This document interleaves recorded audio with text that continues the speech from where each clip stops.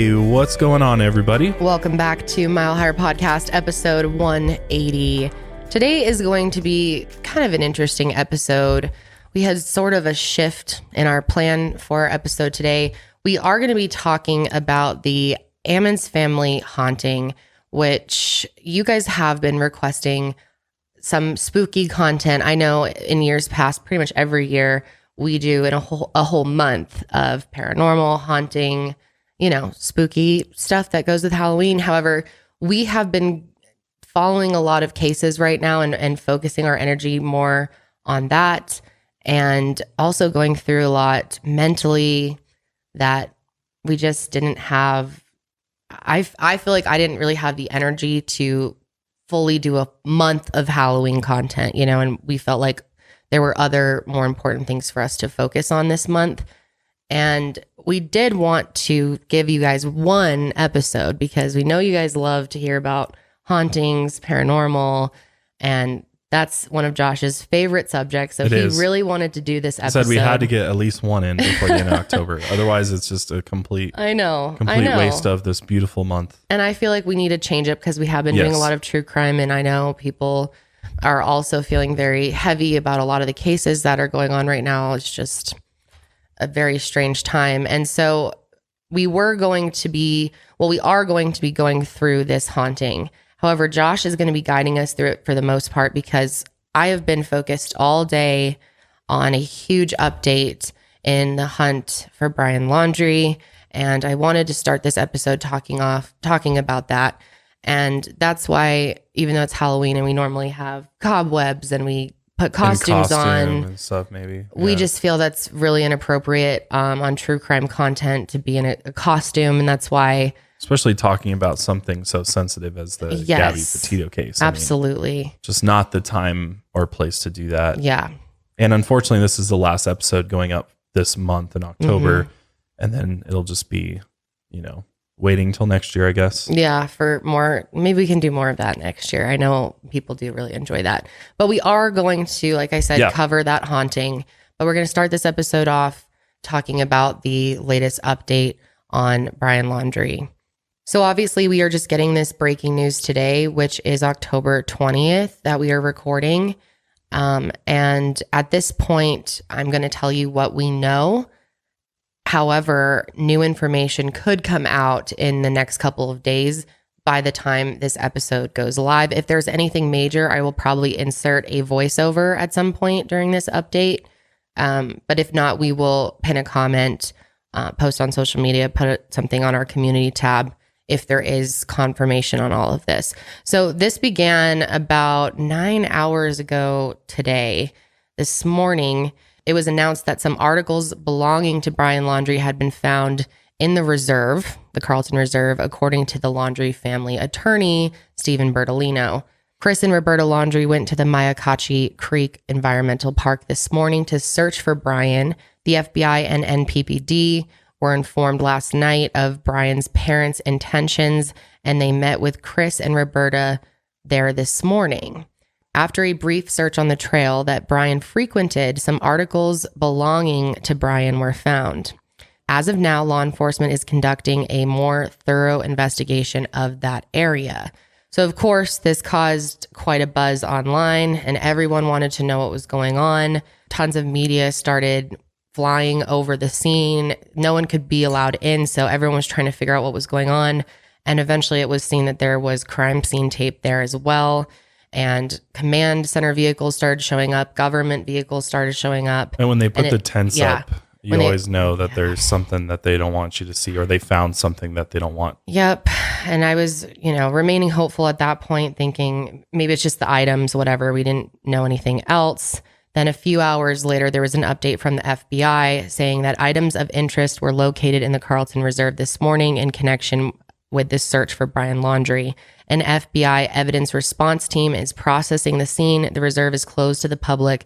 No further details are available at this time. And then it came out that a senior law enforcement official told NBC News that what appeared to be partial remains had been found in the Carlton Reserve in an area that was previously underwater. These remains were found near a backpack consistent with items that Brian Laundrie may have had. So a press conference was announced very quickly after this.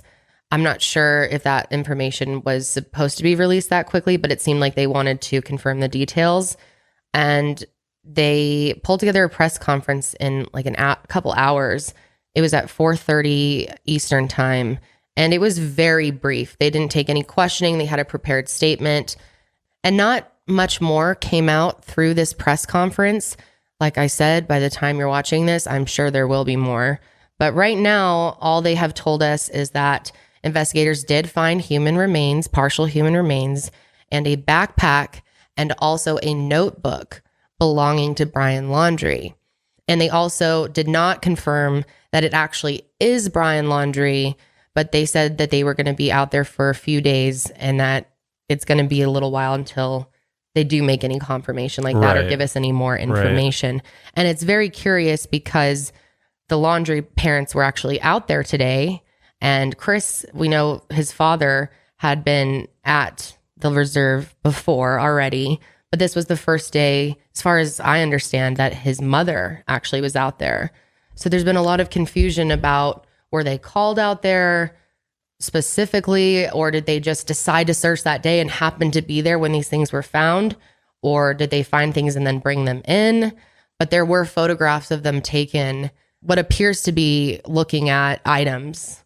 Yeah, and it's also interesting too that this area where this backpack and remains are found was underwater until very recently. Right. So it seems that the water has receded because, again, this is a swamp basically. So water goes up and down depending on rainfall and just, different environmental factors in this which is something we've been discussing since the beginning, the possibility of it just being too hard to find him due to the rising water levels. There was a big storm at one point during all of this. And to go back to what I was saying, in that photo of his parents this morning, you can see an FBI agent has got his hand kind of on his father's shoulder, and it looked to me like they were comforting them. So it sounds like what they found is they're confident that it does belong to Brian. Well, it's also, and what are the chances that the remains found near that are going to not be him? Well, and the remains are literally in an area of the reserve that the parents told them to look. Exactly. Like this was an area Brian was known to hang out at in the reserve, and which is interesting because it makes you wonder, did the FBI or the police know this entire time that he could be in this area? Maybe they went to the area, and because it was underwater at the time, they just didn't find anything. Right. But it took the water receding in order to uncover his remains. Well, and it all makes sense. And going back to what we've said in previous episodes, we were saying you hope that they had something out there, some reason to believe he was out there with the amount of time they spent searching for him. And so maybe they did have information or more reason to believe he really was out there. They just couldn't access him because of the water, which has been something they've brought up several times about the high levels of water and how much, trouble that was causing for them in the search. Well, it sounds like they're going to be out there. They've got the FBI forensic evidence team out there. They're going to be out there at least for a couple days because, again, they only found partial human remains. Right. Which, if that is Brian, which it seems like all signs point to the remains being Brian's, now it's trying to figure out what happened to him. What was the cause of death? Are they going to be able to find the rest of his remains as they continue searching? Because partial remains to me sounds like either he took his own life and then wildlife got a hold of him or the elements sort of, pulled him apart because of the environmental factors, or he just was attacked by wild animals. I'm saying if he didn't take his own life, then either he succumbed to the elements. I mean, this is a very hard place to survive for long periods of time without supplies and whatnot. And plus, there is plenty of wildlife in the Carlton Reserve. There's alligators. I've heard even panthers are reported to be there. So who knows what exactly could have happened. I know so many people are hoping that if it is him, that it was something like, he succumbed to the elements or an animal or something like that, because to so many, taking your own life doesn't feel like justice. And I completely get that. I feel so incredibly sorry for her family today. I just can't imagine what this day was like for them and how just angry you would be. The idea of him just having commit suicide out there, and that's the end. That's just the most cowardly, disgusting thing, and leaves everyone feeling so empty and just frustrated. What does justice even look like? I mean, you could argue that, does having somebody go through the criminal justice system equal justice? I think it depends on the family. I think no one really is going to be able to know what justice would be like unless you are her parents. What would they want? They're the ones that can have to determine it. It doesn't matter what we all think. Because I've seen a lot of conversation today about maybe if it is Brian, that this is a better outcome for them in a way, because they could avoid years of pain and trial, and that maybe there's information that Brian had that would really be upsetting for them to know. However, totally. I don't know if that's how they would feel at all, because I think if I was in their shoes personally, I would want to know, and I would want to see that person be held accountable. I would want to be able to read my victim statement in court, even if it meant mental stress for years. But I think it just depends on the individual family. Yeah. And I'm not sure how they're feeling about this. They haven't released any statement as far as now. We could insert something if they do, but yeah, it's hard to see it all kind of end like this. I think I said even in the last episode, I have high hopes that he's going to be found alive and justice will be served. And I feel that sometimes I kind of look more to the fantasy than the reality and what was more likely. And it seemed like majority of people, and you and Janelle felt like, and my mom, when I talked to her, everyone seemed to think this guy's going to end up dead and found dead. Well, and I mean, that's just kind of the way it happened. I mean, it's, what is he supposed to, I mean, what can he do? I mean, how often do people go on the run and actually stay on the run and get away with the crime? It happens, but it's definitely rare more, for someone like it's him more in his situation. Right, exactly. I think we all knew that it was one of two scenarios. It was either he was going to get caught and brought in, being found out in the middle of nowhere, trying to evade capture, or he was going to just go somewhere, maybe try to stick it out for a bit and then take his own life, or he just immediately went in there and went to his normal spot he usually goes to, and then he took his own life. Maybe. So yeah, we just don't know really at this point. I mean, all we can hope for at this right now is that this journal is able to be. Well, yes, this is the other thing I wanted to discuss, because that was interesting. I thought that was mentioned by the FBI today, because that was not released by the attorney. He said articles that belong to Brian. He didn't specify a backpack or a notebook. So the FBI, the media didn't have that information. They didn't need to share that. It seemed like they were trying to clarify what's already come out so that they can put some of the rumors to rest. But then they brought up the notebook thing, and that's just sparked a whole new conversation. What is in this notebook? Is this notebook even salvageable? Is it destroyed? Has it been underwater? Did he have a waterproof backpack? There's been a lot of talk about, did he have a dry bag or some type of special camping bag? And would that Probably. Actually be able to protect it, even if it was submerged underwater? Yes, if you went outside in the rain, you're right. Or like we're in. But this is a totally different. This isn't like just dropping your bag in a pool. Right. Or it could have been ocean. Submerged, which I don't think we've even gotten clarification about if the backpack was underwater. No, we don't know any of those details. But it seems like, I mean, they had searched this area many times, and the water was high. So I assume the backpack was underwater too. Yeah. Or I mean, it's just so lush in there that it could have just been like in water underneath some mangroves. And the notebook could have been separate from the backpack.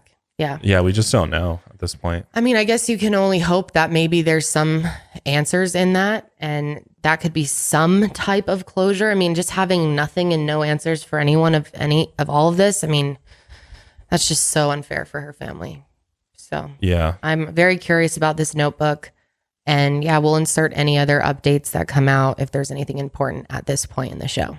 So we send our love to the Petito and Schmidt families, and we hope that we all get more clarification on all of this soon. So actually, we just got a new bit of information, some breaking news right now as we're recording this. And I wanted to share because this is clearing up some of the confusion we were just discussing. So Stephen Bertolino, the Laundrie family attorney, has made another statement. So he says that his clients had called him yesterday and said that they wanted to search the reserve since it was back open. And then Bertolino, had called the police and told them that the Laundries would be at the reserve at 7 a.m. that day and that the police could meet them out there. So they were the ones who decided to go out there. They weren't called in by law enforcement. And he also said that Chris and Roberta and 2 officers were spread out on either side of a trail, and that Chris, his father, Brian's father, was the one to actually find a bag containing some of Brian's items. And then on the other side of the trail, officers were searching and they found the backpack and the notebook on the other side, which ended up being near the remains.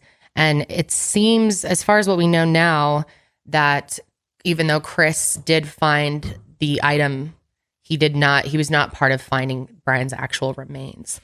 So yeah, that kind of clears it up a little bit. They weren't brought out there to identify something. They chose to go out there and just happen to find these things, which obviously people have a lot of questions about. Today played out incredibly It's honestly strangely. Bizarre. Yeah. It's bizarre. I don't know what to even think about just it. Like, wow, okay. So think the first more. day they decide they want to go out there, they just happen to see it's just. They go straight to where it is too. Like, I hope we get more clarification. And again, I will insert a little update after this if we do in the next few days.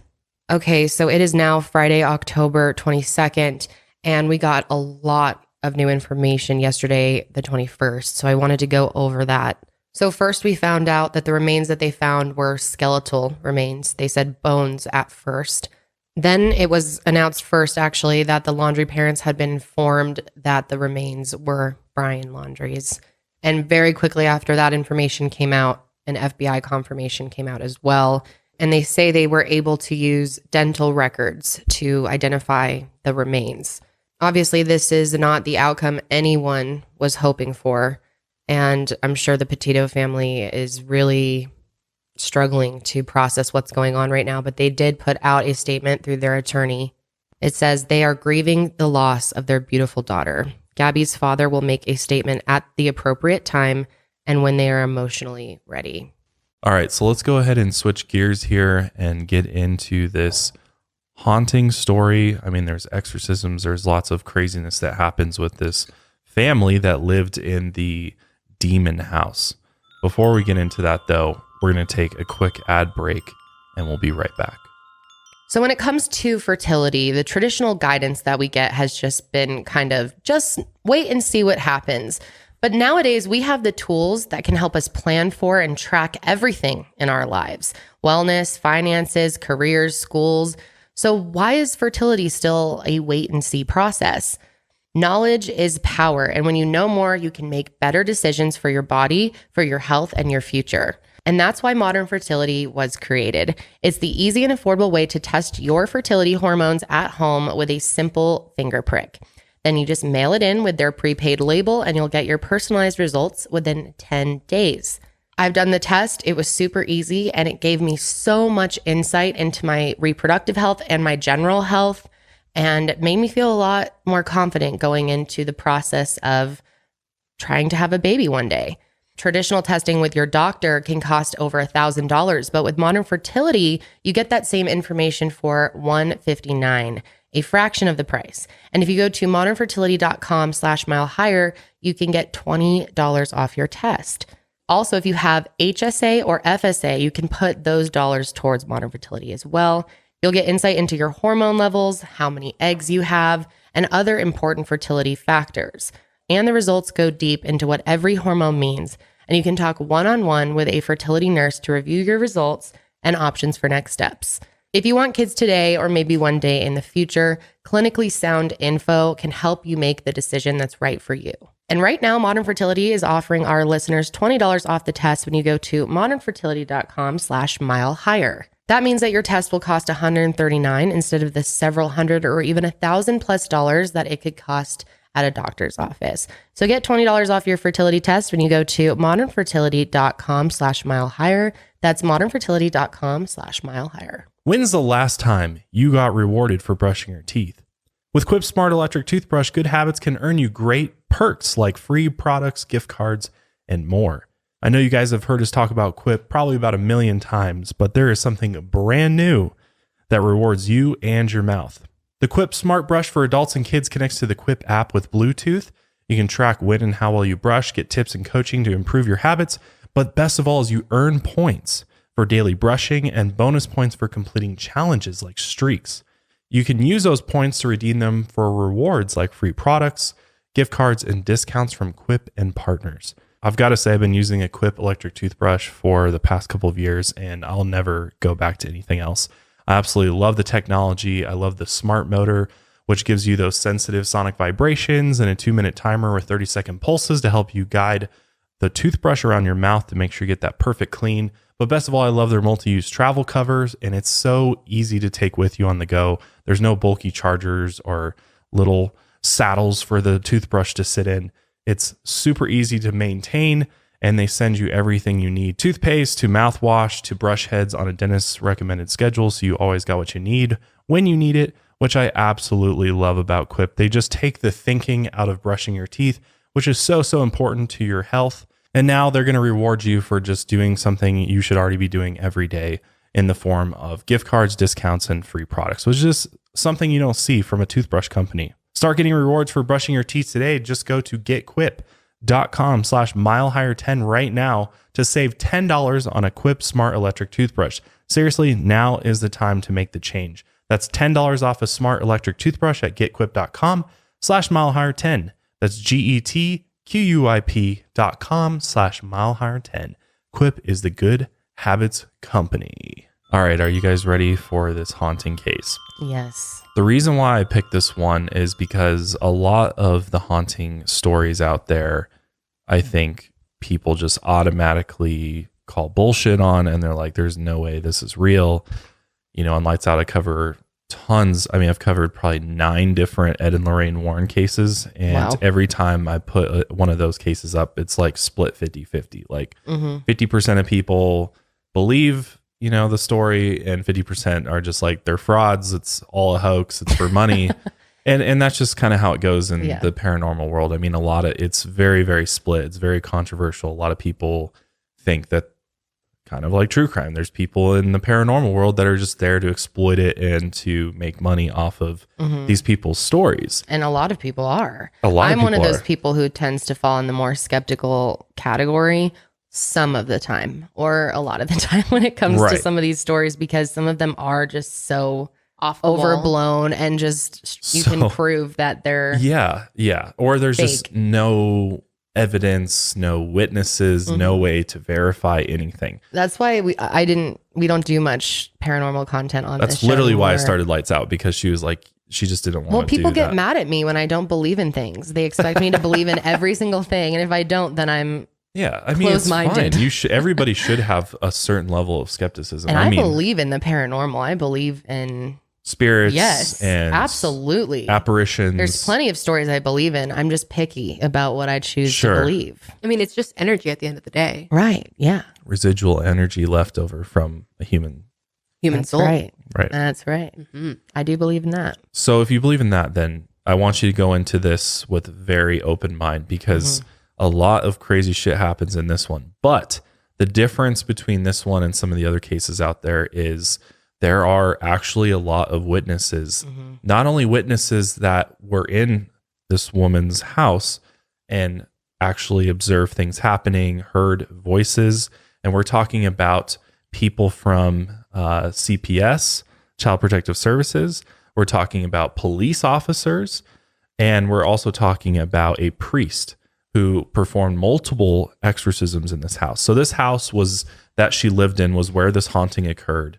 And this house is located in Gary, Indiana, which it was kind of funny. I was looking at this earlier, and there was like, I was reading on Reddit, somebody's like, there's a lot more you need to be worried about than ghosts or demons in Gary, Indiana, because Gary, Indiana was actually once the murder capital in the world, like the entire country. Yes. Oh, I didn't know that. Very, very like rough place. Gary, Indiana. A lot of rough neighborhoods there. Yeah. I've heard about it. I've heard a lot of bad things happen there. I didn't realize it was one of the top. Wow. Yeah, I think it's still up there, but yeah. So in November 2011, LaToya Ammons rented a house on Carolina Street in Gary, Indiana. And she moved in with her 3 kids and her mother, Rosa Campbell. So there they are. We have pictures. They've been interviewed a number of times about this whole experience they had. But LaToya had 2 sons who are 7 and 9 years old and 1 daughter who is 12. And the kids were very excited to move into their new home. And at first, everything was great. You know, they didn't really notice anything. But literally only a month into living there, this is December, mind you, swarms of big horseflies infested their screened-in porch, which is weird because it's the middle of winter. Flies do not hang out. Ew, what the? In the middle, and this is a screened-in porch, so it's still kind of outside, so it'd still be cold in there. So why is there big swarms of horseflies in there? And so LaToya and her mother, you know, kept killing the flies, but they always came back. Day after day, swarms would return to the porch in huge numbers. That is disgusting. So despite killing them, removing them, next day go out to the porch, they're back. And it's not happening to any of their neighbors. No. Wow. But then, as quickly as these horseflies arrived, they suddenly disappeared. Just ceased to be there anymore, which some would say, well, probably just got too cold and eventually killed all the flies. Or maybe there was something more going on with these flies and they just vanished for some reason. Mm-hmm. But LaToya and her mother, Rosa, were very relieved by this. But this was just the beginning of the fun. Soon, more strange things started happening. After midnight each night, they heard footsteps on the basement stairs. Ew. No.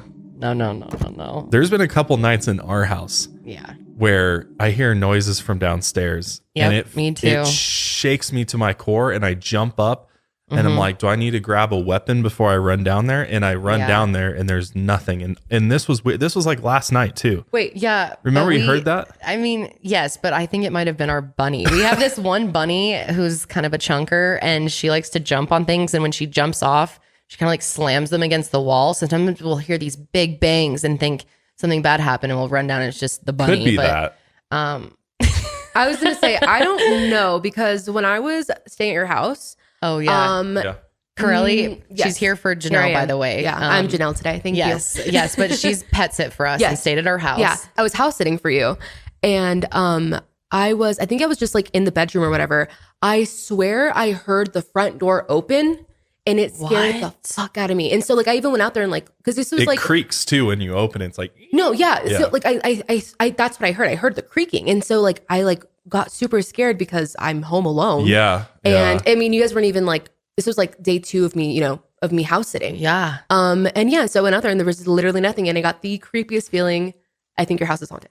We have had so many moments like that. I mean, if you've been watching our show for a long time, since we moved into this house, we've had like weird, creepy things happen and weird things with our neighbors. Yeah. And my brother was staying here and he said somebody was banging on the front window. Yes, in the middle of the night. And then he went out there and no one was there. Mm-hmm. Which, I mean, we also have like some creepy neighbors. So I don't know. I don't think it was that.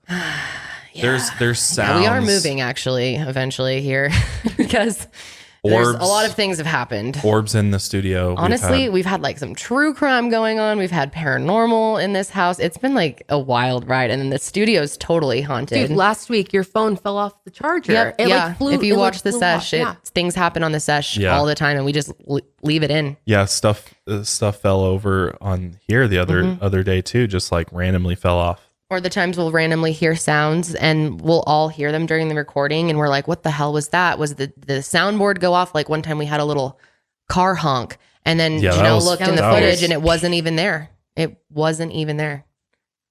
So that's how demonic possession starts. Okay. Oh, no.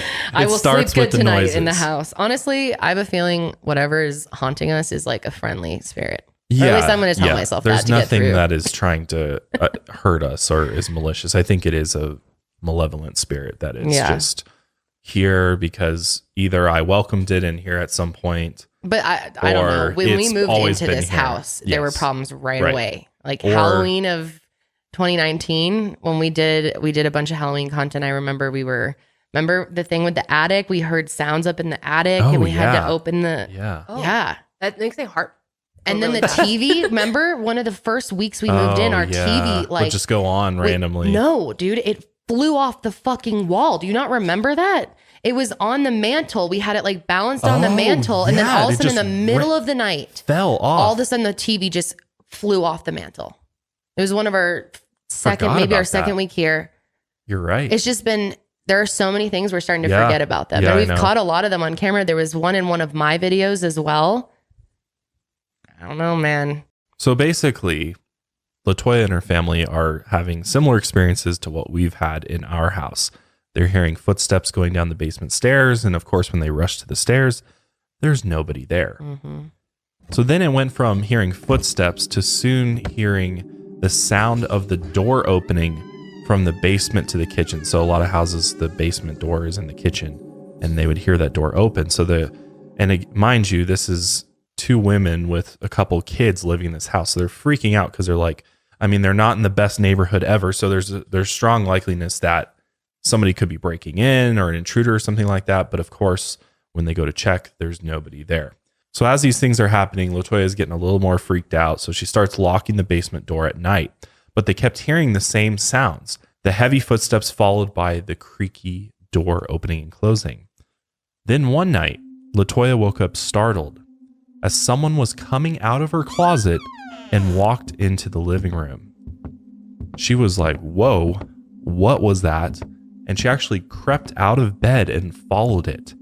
And when she went into the living room, there was a shadowy figure that kind of resembled a large man that was just pacing around the room.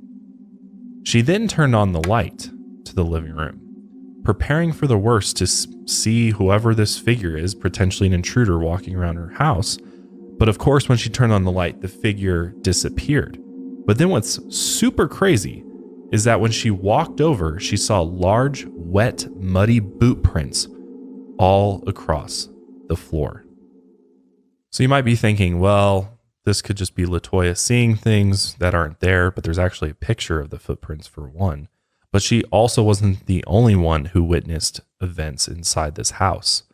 On March 10, 2012, LaToya hosted a wake for the death of a family member, and several relatives were up late that night with LaToya and Rosa, and everyone was just talking and grieving together. And then around 2 a.m. in the morning, they heard LaToya's daughter screaming from her room, "Mama, Mama." Of course, they got up, rushed into her daughter's room, and what they saw was absolutely shocking and unexplainable. Her daughter was unconscious and levitating off of the bed. Holy shit. Okay. Just floating above the bed. I'm speechless.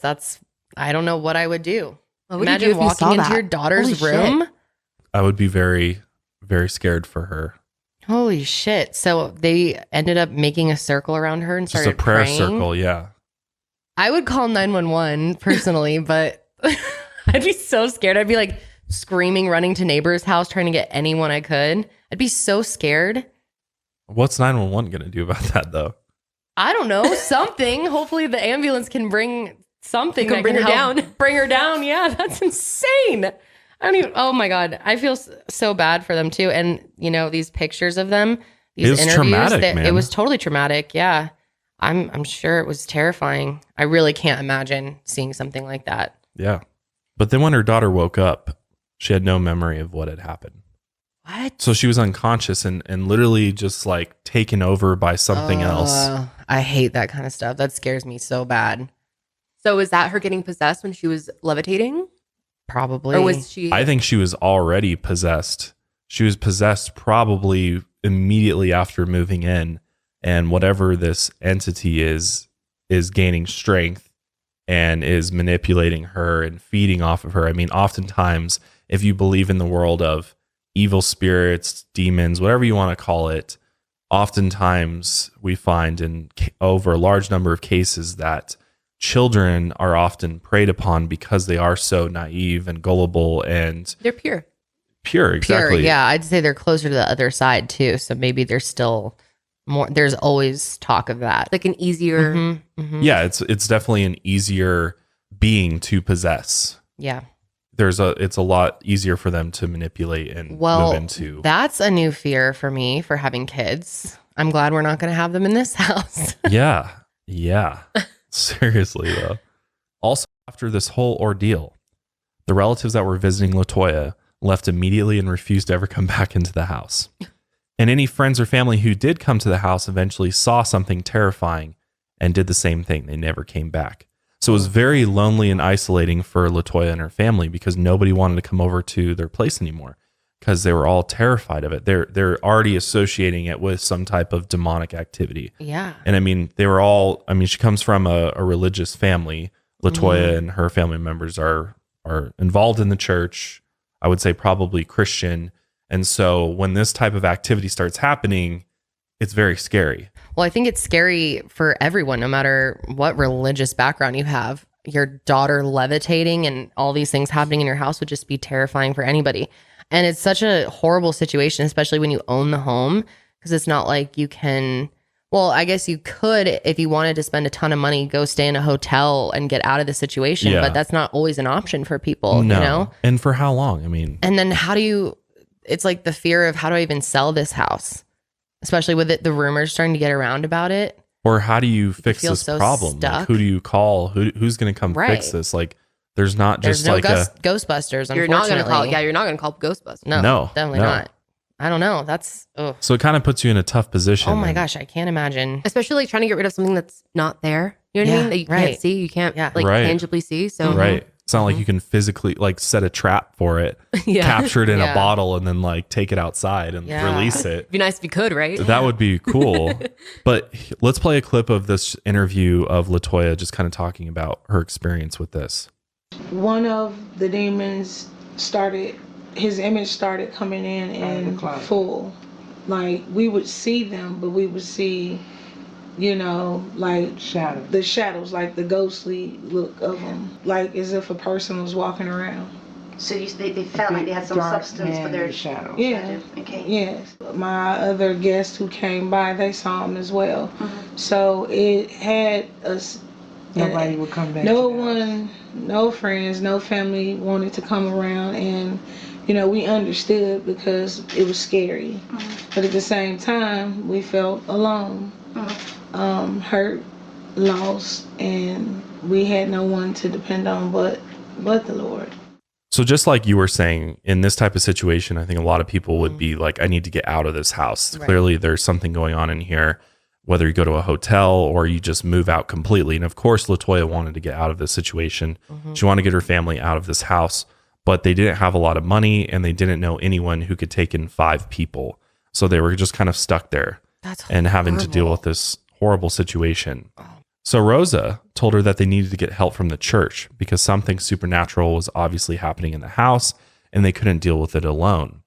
So LaToya started calling local churches, but after explaining what was going on, most of them brushed her off. What the heck? That's what's crazy is that seriously though, if I were to call up the local churches around here right now and I said, hi, I think I might have demonic activity happening in my house, most of them would just be Hang up. like, sorry, I can't help you. Or Yeah. Well, it's not like they're really trained, all of them, to do that. But yeah, you'd think that would be the right person to call, right? yeah, I mean, that's kind of what you grow up thinking. There's is no that- one else to call. Right. I remember my friend who thought she was haunted back in college. I just did an episode on my crazy roommate stories on the sesh, and she had to go visit with a priest, but they wouldn't come back to our dorm because she thought the dorm was haunted. But yeah, that's like, I guess the only person you can try to go to is a church. Well, and you have to look for the right church, and not all churches have somebody who can help with that type of No. thing. Aren't a lot of priests trained to exercise though?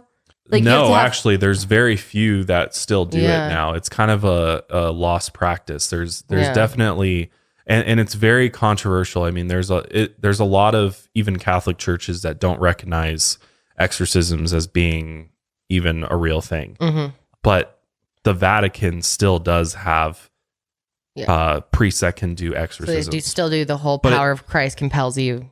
Sort of, thing. yeah, sort of. I mean, there's some more different rites and rituals that they do, but Hmm. it's not like there's just going to be somebody who can perform an exorcism, you not know, that because you you're can a find. priest. You, Right. Just because you're a priest doesn't mean you're qualified or have the know-how to, because you're basically going to battle with some type of supernatural being that could be either, evil or, just so I guess misunderstood. Your only hope, if you can't get help from a church, is maybe some type of small paranormal investigator group, like Brian Bonner, who we had on our show at one point. The episode was taken down by YouTube for literally no reason. Thanks so much. But that was an interesting interview because he would go to people's houses where they thought there was hauntings going on, investigate, figure out if it was something else or if it was something actually paranormal. But it's not like that's readily available everywhere. Yeah, well, all the different belief systems have different ways of handling this type of thing too. Like if you were to look into Native American shamanism and things like that, there's they call them different things. Demons is a word that is from Catholicism, is from the Bible, right? But from other religions and other cultures, it's referred to by different names. But ultimately, it comes down to dealing with an evil spirit. There's some type of evil spirit or interdimensional being that is from some other realm that is malicious in nature that you're dealing with, which is very possible. And there's lots of documented cases of people interacting with these types of beings. So I guess based on what your own personal beliefs are, it's going to be how you handle this or who you contact. Or right. But obviously people think that exorcisms is the most efficient way to deal with this type of thing. So that's kind of what they're trying to figure out, is if we can find somebody to bring them in and hopefully rid the house of this evil spirit. I think I'd be so desperate if that was happening to my child that I would call in just about anyone who claimed they could do anything. But one of the churches, they told her to clean the house with bleach and ammonia and then to draw crosses on every door and windows with olive oil. The bleach is interesting. And this would help rid the house of evil spirits. Is that common, bleach? I've never heard that before. Yeah. Does bleach kill spirits? I don't know. I think it kills the germs in the house. Maybe they think that there's some type of mold in their house that's causing them to hallucinate. So by cleaning the whole house with bleach, maybe you get rid of some type of... I don't know, though. Of thing like that.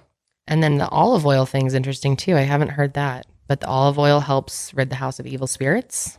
Yeah, this was just what one particular church told them to do. Okay. So this isn't there's not like there's I know. It's not the handbook, right? Yeah. But it's interesting how everyone has a different take on how to handle these things. Right. So she did all of this, and then she even poured olive oil on her kids' hands and feet and used it to draw crosses on their foreheads. She also prayed over the children. And when she did this, it seemed like this evil presence would leave them alone, at least for a little while. But it was never for very long, because then the strange things just kept on happening. So LaToya decided to reach out to a psychic, and she got advice from two psychics who told her that more than 200 demons were possessing the home. Holy fuck. So 200? Two psychics. Oh my God. There were 200 demons that were infesting this home. That is a total infestation of demonic. Basically a portal was opened in this house to some other dark world where demons are just come free flowing in and out of it.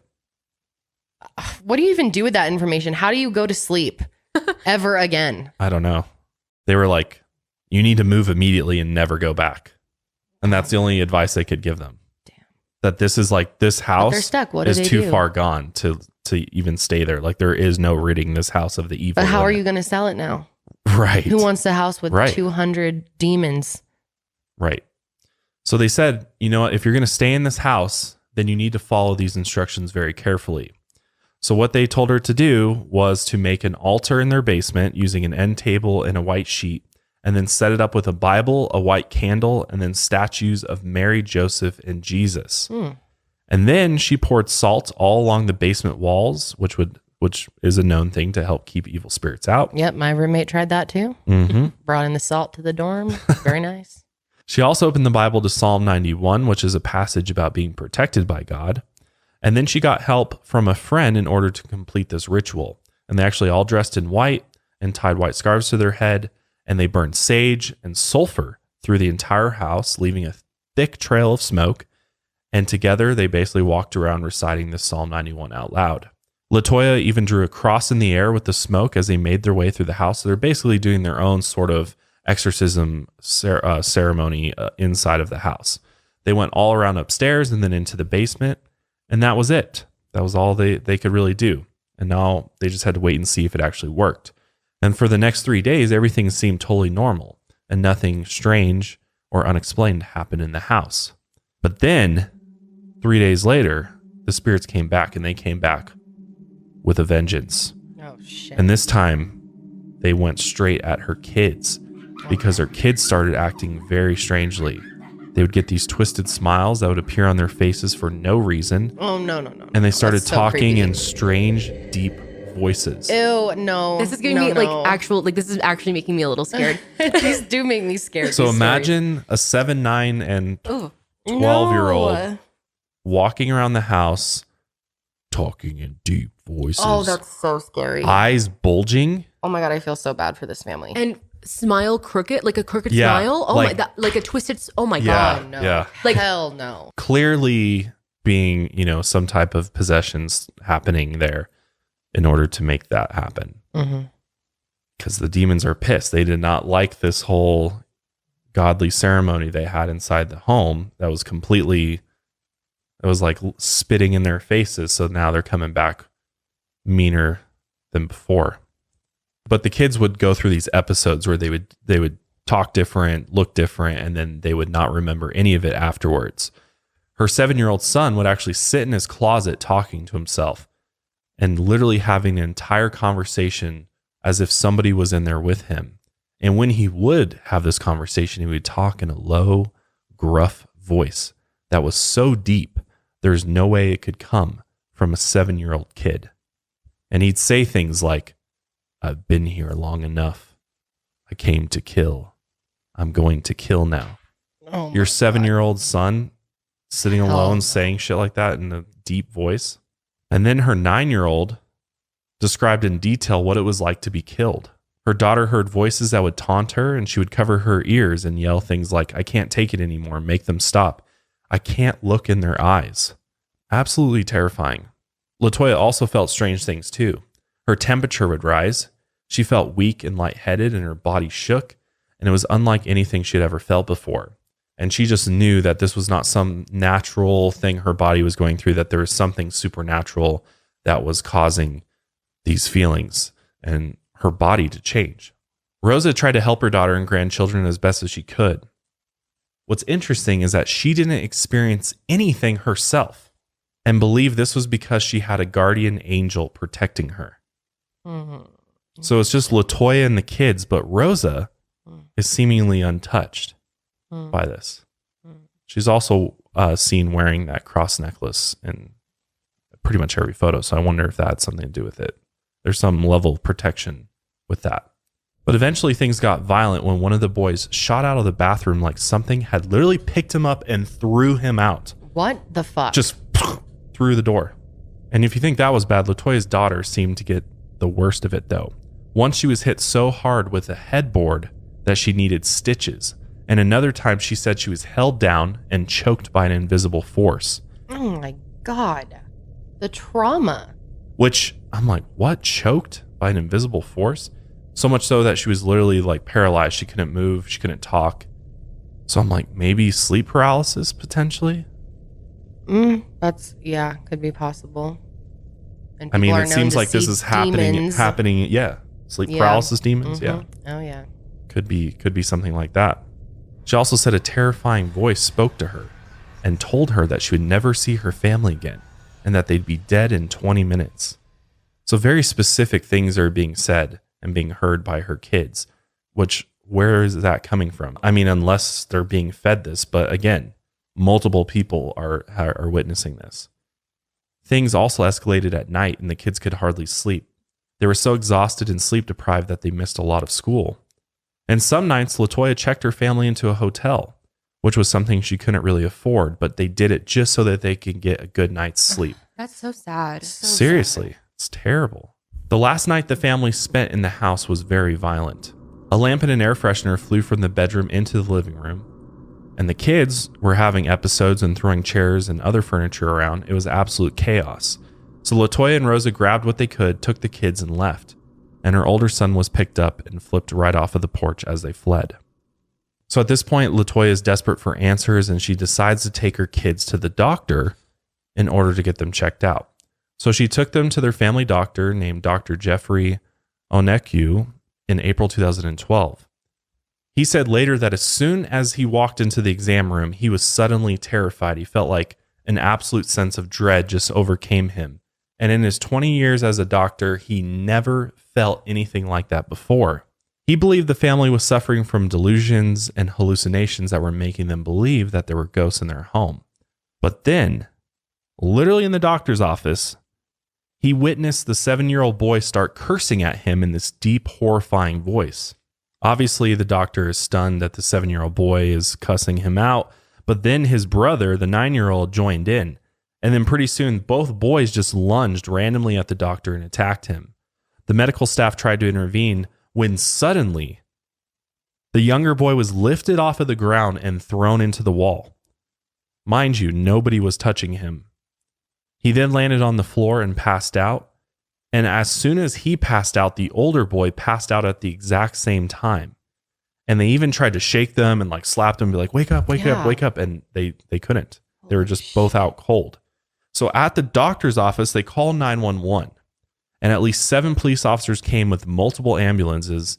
The staff panicked, and it was impossible for the officers to even figure out what had happened because it was just so mind-blowing what they had just witnessed that they didn't even get the full story of what had actually happened.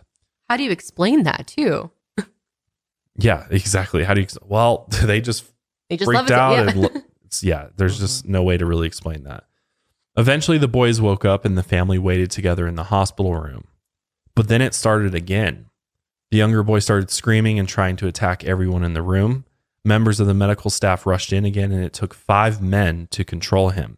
And at this point, the people there were very concerned about the children. They're like, what is going on with these kids? So they actually called the Department of Child Services in to have them come and investigate because they were under, the staff was basically worried that the kids were being abused or neglected because they were just like, what is this behavior? Clearly something is happening. And I think that the fact that CPS got involved in this case legitimizes the whole story. Yeah. And I mean, there's the whole report, the intake report's actually out on the internet. You can actually download it and read it.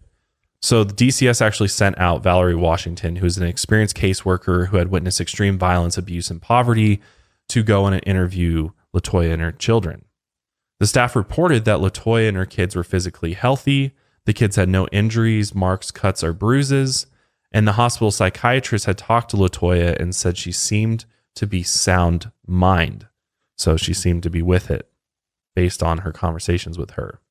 But Valerie immediately suspected that LaToya was suffering from a mental illness that was affecting her children, which I think that's what most logical people would think when looking at this situation, that there's got to be something going on mentally, and perhaps the mother's mentally ill, and therefore that is affecting the children in a negative way. Because to her, it looked like the kids were encouraged every time they exhibited these strange behaviors, and things just kept escalating as a result. So it was kind of like almost encouraged is what she felt like. But then again, this is just her initial view of what's going on here. But while she was actually talking to the 7-year-old boy, he growled at her and gnashed his teeth. Then his eyes rolled back in his head and only the whites of his eyes could be seen. Oh my God. Which is obviously super freaky to witness, but it is still explainable.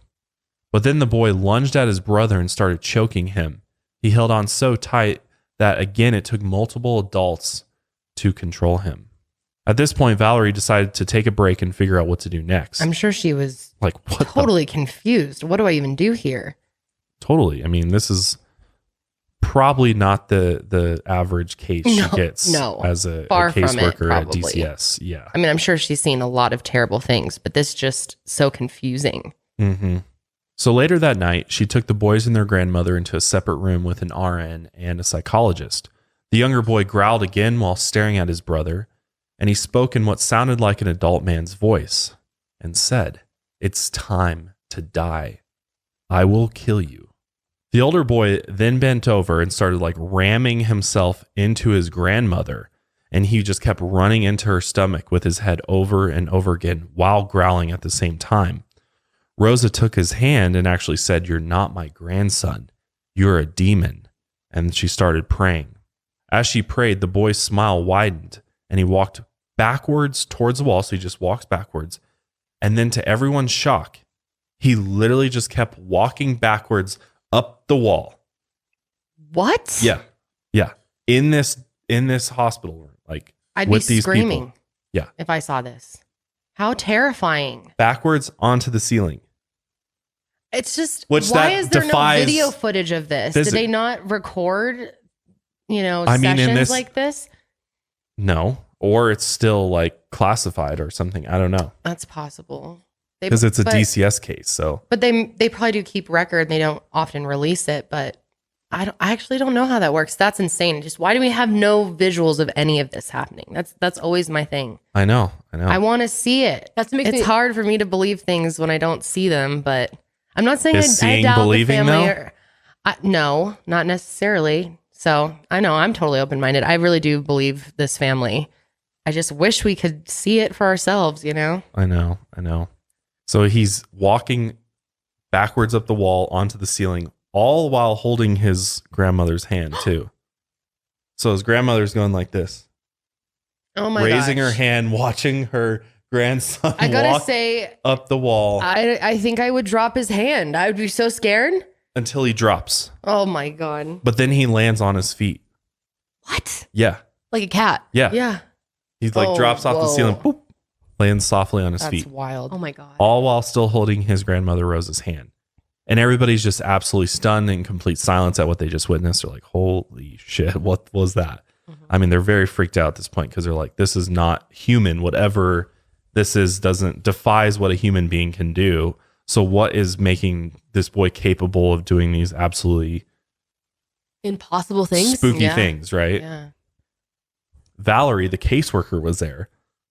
And she ran out of the room because she was so weirded out by what she had just seen. Other staff members come out after her. They're running, trying to find the doctor, and again, trying to explain what's going on. This validates it even more that these caseworkers nurse, saw these things. All these people witnessed this. Yeah, wow. So they found the doctor. They sent the doctor back into the room to talk to the boy because he wanted to, see what had just happened. Also, he wanted to see if he could do the same thing again. He's like, oh, well, I missed it. Let's see if we can do it again. Well, someone get a camera out. Yeah, right? The doctor goes in. He starts talking to the boys, and he's like, can you do this again?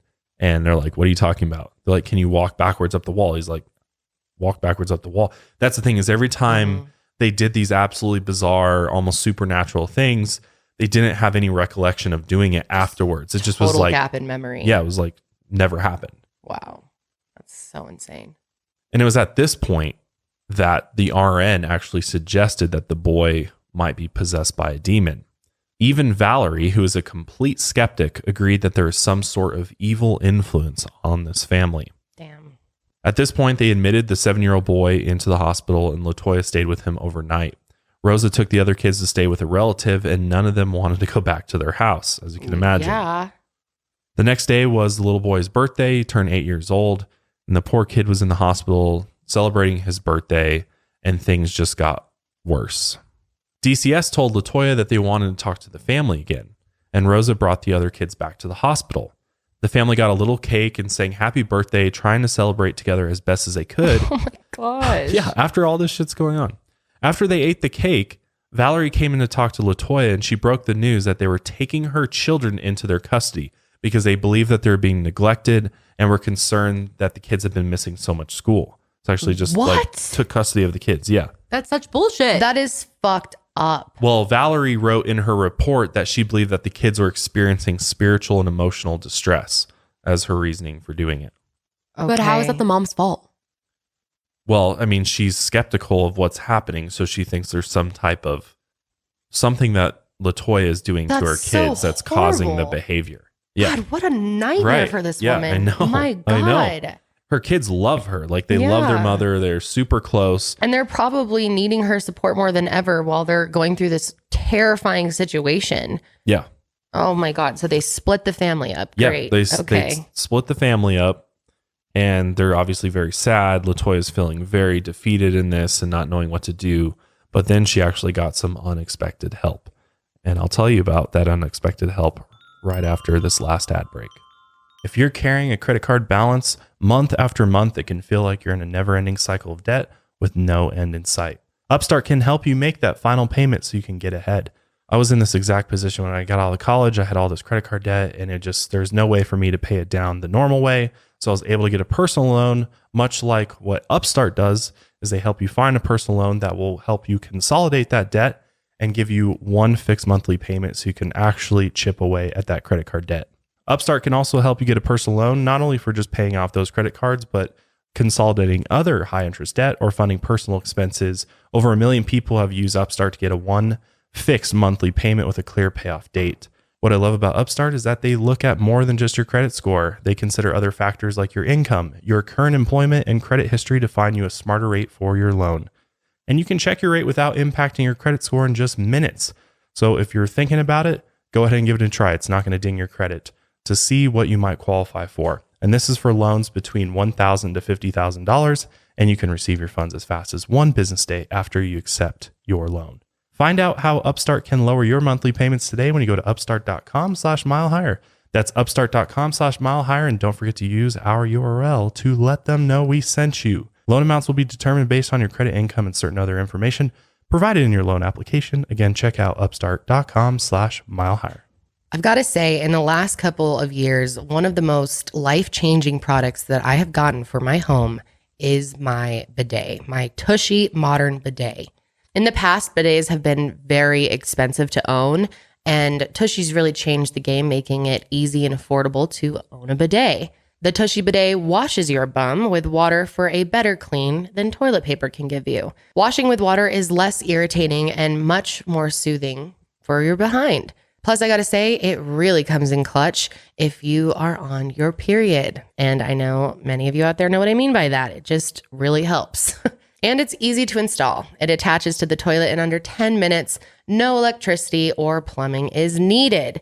Using the Tushy bidet reduces your toilet paper use by 80%, which saves you money and helps save the planet. It's eco-friendly and stylish, all in one. Tushy has a full product line to help make the restroom the best room, including the Tushy Ottoman, which is the sleekest toilet stool designed to help you poop at 100% of the time. It's rated #1 by the Wirecutter. Plus, they have the new Tushy brush, which is the only toilet brush with disposable scrubbing pads, so you can use a clean brush every time. So start washing with a Tushy bidet for a better clean. Go to hellotushy.com/milehigher to get 10% off plus free shipping. This is a special offer for our listeners. That's hellotushy.com/milehigher for 10% off. And Tushy would love if after you install your Tushy, you showed off. Maybe you feel like taking a picture of it for Instagram and tagging Hello Tushy in the post. Slow is just right if you're on vacation or you're a sloth, or describing QuickBooks, more like slow books, right? It sucks you in and slows you down with manual processes, integration difficulties, and glitchy delays that leave you scrambling for the numbers you need. Now is the time to make the switch to NetSuite by Oracle, the #1 financial system, because NetSuite gives you visibility and control of your financials, inventory, HR, e-commerce, and more. It's everything you need to grow all in one place. With NetSuite, you can automate your processes and close your books in no time, no matter how big your business grows. Failing to switch to NetSuite will leave you stuck trying to make sense of your books while your competitors sprint ahead.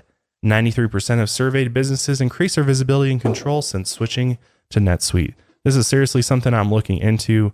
I've been using QuickBooks for a long time, and it is so sluggish and slow, and it just feels outdated. So I'm very excited to see what NetSuite can do for me.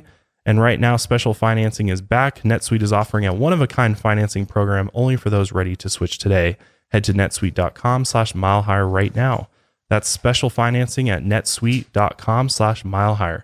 Again, that's netsuite.com/milehigher.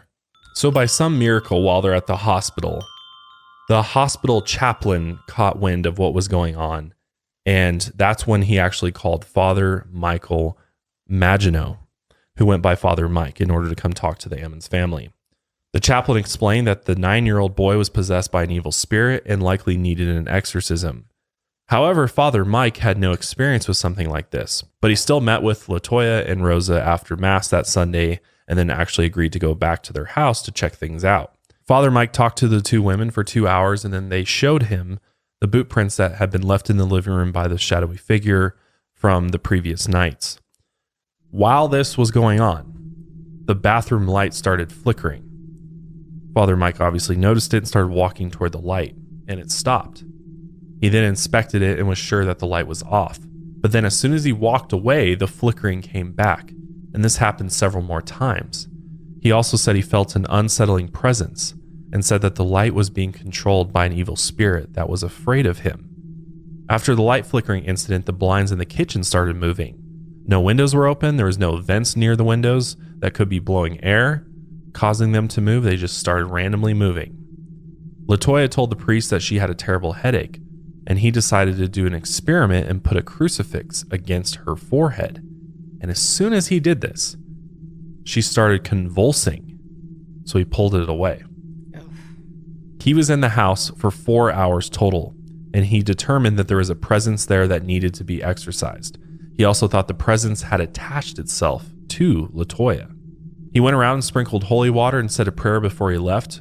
As he left, he was also able to convince LaToya and Rosa to stay with a family member because he deemed that the house was not safe. Now, Valerie, the caseworker, met the women at the house a few weeks later for an inspection, and she insisted that a police officer come along and 2 other officers from other departments join the inspection as well, as they had actually heard the story about the haunted house, the possessed family, and they wanted to see it for themselves. Because at this point, word was starting to kind of get out a little bit that there's this house where all this crazy activity is happening. So people, had heard about the demon house. One of the officers was Charles Austin, who was the captain of the Gary Police Department. He had been at the house the month before for a welfare check when it was reported that the kids had missed a lot of school. And when he went into the house that day, he saw crucifixes, candles, and Bibles everywhere. So he knew something really strange was happening. He believed in ghosts, but not in evil demons. But he said he definitely felt an evil presence while in the house. LaToya asked Father Mike to be there during the child services inspection for moral support and in case anything supernatural happened. And when they all arrived, LaToya lost her nerve. She refused to go into the house. So Rosa actually had to take all of them inside. She showed them the spot where they believed the presence came from, and it was a dirt floor underneath the stairs leading down to the basement, which is very weird. Altogether, they were in the basement for about 15 minutes, and several strange things happened. There was a door that led into a separate room, and one officer noticed that the door was in a different position each time he looked at it, but no one had gone into the room, so it was like, how did the door get like that? The officer questioning Rosa turned on an audio recorder to tape her answers, but it wouldn't record because it turned out the batteries were dead, even though they were brand new batteries that were put in the same day. Wow. Which that is a pretty common thing that happens, that electronic devices just stop working, batteries drain in places with lots of energy going on. Yeah, we've experienced that in this studio for sure. Yes, we have.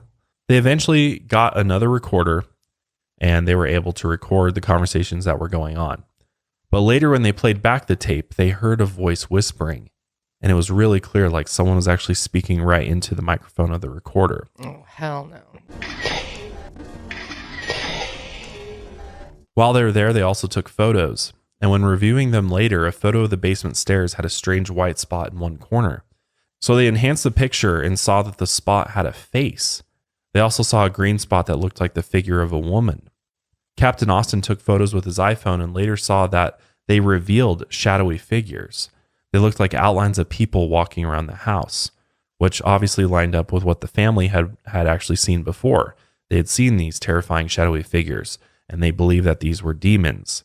As the captain was leaving the basement, he saw a foil pan with a candle under the stairs, and it looked like the remnants of some type of ritual. So he started to worry that somebody who had lived in the house prior had somehow conjured or opened this portal to hell, so to speak. What's crazy is that when the captain of the police department left the house, he drove a mile away, pulled over at a gas station. He then made a phone call and was talking when the radio in his car turned to static. Ooh. And the radio was at full volume. And he said he heard a threatening voice say, "You in there." Wow. And the other person on the phone heard it too. Crazy. Yeah. That's so insane. And that's another really common thing, static. Yep. But that wasn't all. When he got home, his garage door wouldn't open, even though it was working just fine earlier that day.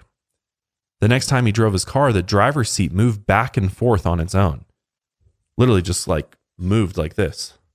He went to a mechanic and got it checked out, and they told him that if he hadn't had gotten this fixed so quickly that it likely would have caused a crash that may have injured him seriously or killed him. Oh my God. After this happened, he really started to think that maybe I shouldn't have gone into that house at all because something may have attached to him and was causing some of the weird things that he started experiencing.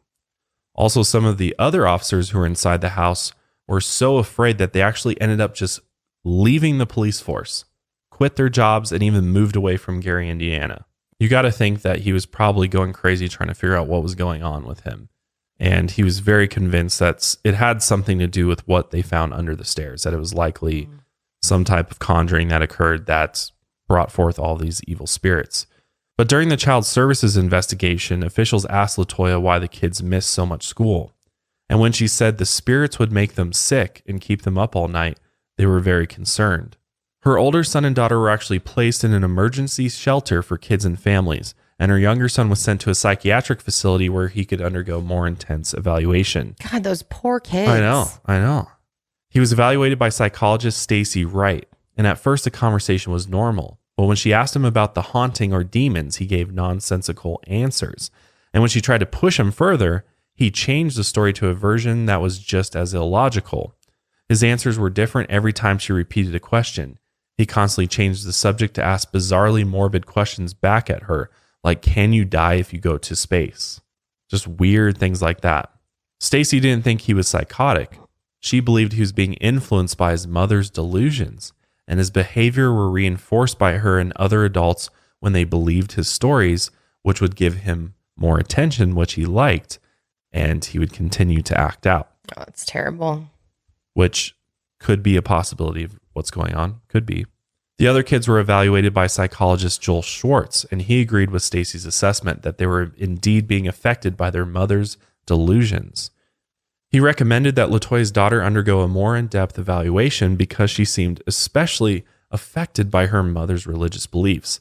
So that's where this case is really split, is a lot of people believe that this is a case of mental illness and that one person is affecting others, kind of like a mass hysteria type of situation where one's freaking out so much that the next starts freaking out. Then before you know it, everybody's freaking out. Again, it doesn't explain the walking up the walls, doesn't explain a lot of the footprints and things like that.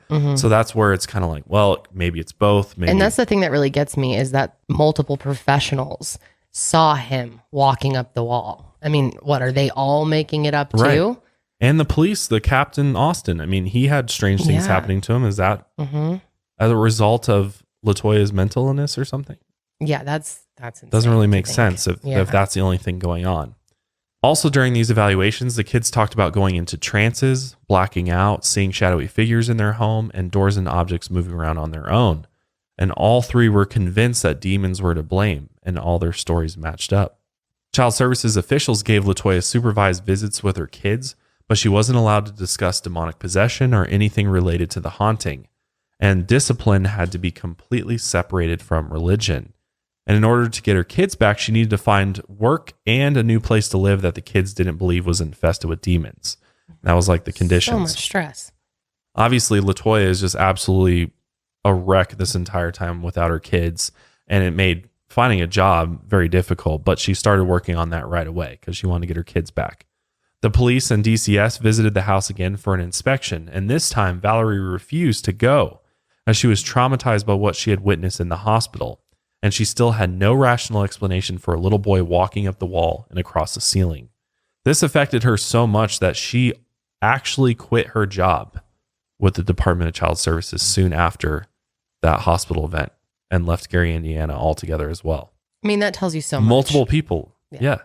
Captain Austin went to the house with two other police officers again, and they met LaToya, Rosa, and Father Mike, and their new DCS caseworker, Samantha Illick. And most of the group went straight to the basement, the supposed source of the paranormal activity in the house.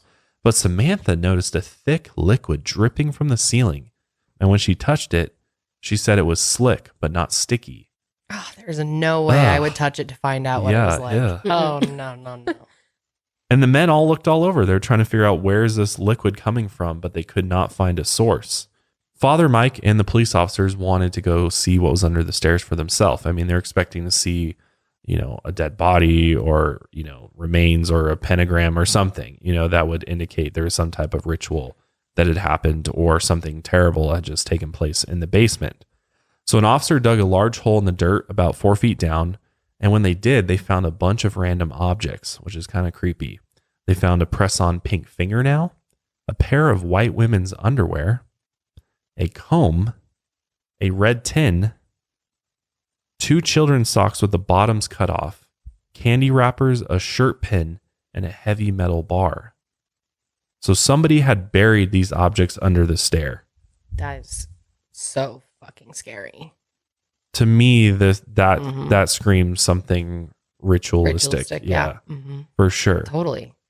I don't know what ritual that would be, but it's not a good one, that's for sure. After pulling these objects out, they filled the hole, and then Father Mike spread blessed salt around the area as well as all around the basement. And then the group went back upstairs to keep looking around. The officers found that slick, oily substance on the blinds in one of the bedrooms that hadn't been there before. The oil was actually coming from between the slats. And like before, they checked everywhere and they couldn't find a source for this liquid. Okay, this house needs to be like bulldozed completely. Well, that's pretty much what happens. Oh, really? Yeah, okay. That's how bad it gets. Yeah. So they photographed the liquid, they cleaned off the blinds, they shut the door, they put a Q-tip in the door to make sure no one could go in without them knowing, and they left for about 40 minutes while the priest blessed the house. And when they came back, the Q-tip was right where they left it, but the oily substance was back on the blinds. They were absolutely positive that no one had been in that room, and there was nothing coming from outside the house through the window or the ceiling, so they had no idea what it was. That's kind of a good trick, the Q-tip thing. Yeah. Never heard of that. I mean, a Q-tip, it could be a lot of different types of objects, but just something to signal to you whether or not something Someone's changes. been in Yeah. Mm-hmm. Samantha actually reached out and touched this oily liquid on the blinds with her left hand, and she said that the skin from her fingertips all the way to her wrist turned white like a ghost. Like that pun. And that literally all the blood seemed to drain away from her hand when she touched this liquid, whatever it was. Oh. She also felt a terrible pain in her pinky finger. It felt all tingly. It had felt like it had just been smashed under a heavy weight or that it had been broken. Holy shit. Just from touching this liquid. So whatever the hell this what is this, like demon puke? Like, these people are brave trying to figure this out. I would be so far away from all of this. No way I could handle anything like this. I'd be running out of that It's house. crazy. And then literally a few minutes after touching it, she has a full-on panic attack.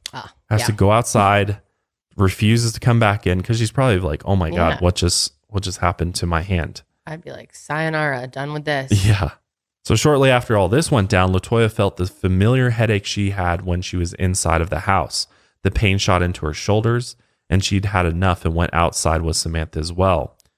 Captain Austin, who is a very seasoned police officer who's investigated cold-blooded killers, violent rapists, he's even been shot at in the line of duty. But literally nothing scared him like being in this house. And there's actually some clips of him talking about this. All of a sudden, while I'm involved in this conversation, the AM/FM radio went to static and turned up very loud. And it said, "You in there?" And the person on the phone say, "What the hell was that?" And I say, "I don't know." I feel that it's something very bad going on in that house. Captain Austin then went outside as the sun was going down, and he too refused to be inside the house after dark. Father Mike stepped onto the porch while Captain Austin was checking on Samantha. He stopped and stared straight ahead, and his face turned white as a sheet. The captain called out, "Father, what's wrong?" And the priest answered calmly, "The blinds are dripping." Oh, no. So after the second go around for Father Mike, he's like, all right, we got to get an exorcism in here pronto because this is just getting crazy. So in the Catholic Church, there is a whole order to making this happen. You actually have to go up the chain in the Catholic Church to get a exorcism issued, basically. Wow. It has to be like approved before somebody will actually come out and do an exorcism. There's and an there has to be actual proof. process to Yes. exorcism. Yes, wow. there is. I did not know that. Yes, and there are still to this day modern exorcists. There's a great, I think, Vice interview with a modern exorcist out there who's still doing exorcisms. It's actually really interesting stuff. So Father Mike, he has to get permission from the bishop of the Diocese of Gary. And the bishop had been in this diocese for 21 years and had never given anyone permission to perform an exorcism. So at first, when Father Mike asked, the request was denied. And the bishop told him to talk to other priests first who may have experienced these kinds of things before. So when he went and talked to some of these other priests, they recommended that he do basically a minor exorcism. There's other rituals that they can do that are not a full-blown exorcism, and they didn't need to be approved by the bishop. But the purpose of this particular ritual was to basically agitate the demons and hope that they might leave, which seems like a very bad idea, to stoke and poke the demons in order to get them. Stoke them up and kick them out. But obviously when you do this, there's a chance that you could anger them and things could go really bad or put people in danger. Father Mike literally researched how to perform this ritual on the internet. And once he felt like he was confident in doing it, he got the ball rolling. So first he met LaToya at the house and he did what he called an intense blessing. And then they were met by 2 police officers as well as Samantha, the caseworker, even came out for this. And for 2 hours, Father Mike said prayers, he recited scripture, and ordered the demons to leave her at once. I'm surprised Samantha came back out. I mean, she's brave. Good for her. Yeah. I couldn't do it. I mean, she's skeptical, though. She's very skeptical about what's going on. But even after what she's... Yeah, even after that whole thing. How could you be? She knows what's happened to her. Right, but most people don't believe in demons. So you're just like, what the hell's going on? She wants an explanation. Right, she wants to try to figure out what's going on. Yeah. I don't know if answers would drive me to be anywhere near that shit. I just cannot imagine. Well, it gave her chills. Terrified of that. The whole little minor exorcism gave her chills. And everyone who witnessed the ritual felt like there was another presence in the room that wasn't any of them.